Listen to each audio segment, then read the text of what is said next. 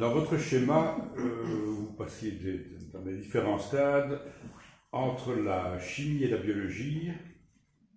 On a l'impression que vous dites qu'en fait que la biologie, ce n'est que de la chimie. Est-ce que la biologie, ce n'est que de la chimie? Parce que quand même...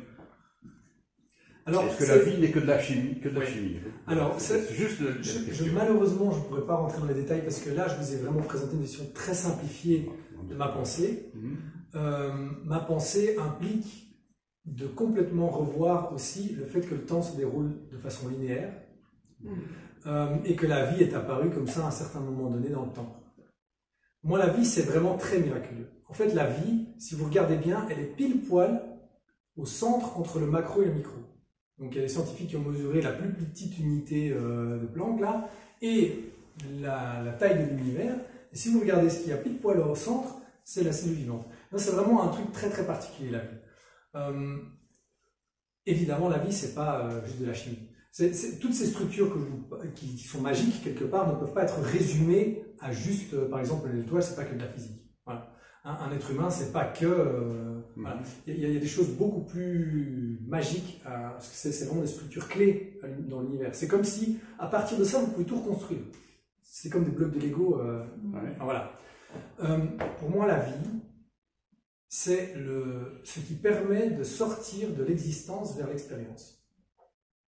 C'est-à-dire que tant que vous n'avez pas la vie, vous avez tout qui existe, tout qui est là, par exemple l'énergie qui est là, mais vous n'avez pas l'expérience, vous n'avez pas des étapes qui se déroulent. Et aussi une façon de briser la symétrie parfaite. Ça, c'est aussi un problème. Dès que vous avez quelque chose, vous avez son opposé. Dès que vous avez 10% d'énergie, enfin 10 d'énergie positive, vous avez 10 d'énergie négative.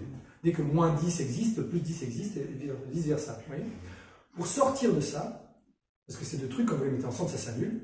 Pour sortir de ça, vous avez besoin de non-déterminisme. Quelque chose qui fout le bordel, si vous voulez. Okay ? La vie, c'est quelque chose qui fout le bordel. C'est quelque chose, c'est presque aléatoire. Vous ne pouvez pas faire un calcul et prédire comment une cellule va se comporter. Il n'y a pas de modèle mathématique pour pouvoir dire, elle va aller par là, elle va faire ci, elle va faire ça, ou prévoir où elle va être dans un an dans le temps. L'être humain, c'est le non-déterminisme prenant conscience de son degré de non-déterminisme. C'est-à-dire que le libre arbitre, en fait, pour moi, c'est comme si la vie prenait conscience d'à quel point elle pouvait être déterminée et à la fois non déterminée. Vous voyez ? Et donc c'est comme si la vie, en fait, c'est le Big Bang, c'est le tout début de l'univers, c'est la vie. Il n'y a pas d'univers sans vie. C'est pas possible.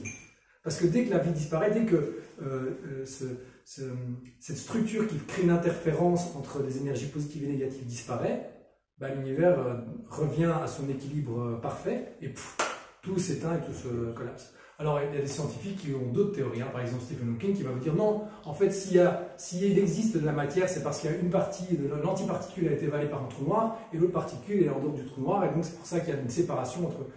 Moi, c'est pas ma vision des choses.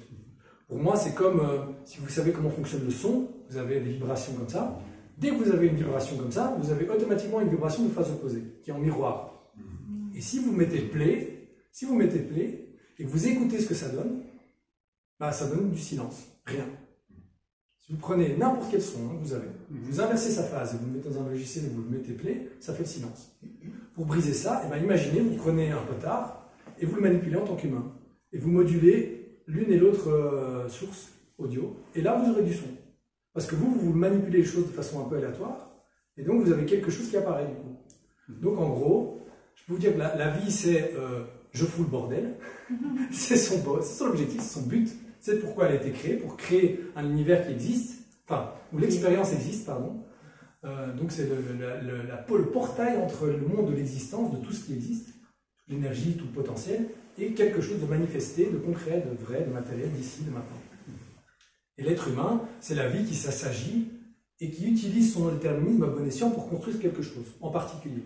Et pas comme ça, aveuglément, en mode je fous le bordel, mais je sais pas où je vais, je sais pas ce que je fais. C'est que ça encore même fort pour moi. Ah oui, mais en même temps, c'est le développement d'un enfant aussi. Je veux dire, il fout le bordel, et puis graduellement, on lui apprend à ranger sa chambre, etc. Et l'humanité, elle fout le bordel, et puis graduellement, elle apprend à ranger sa planète. Voilà, c'est tout.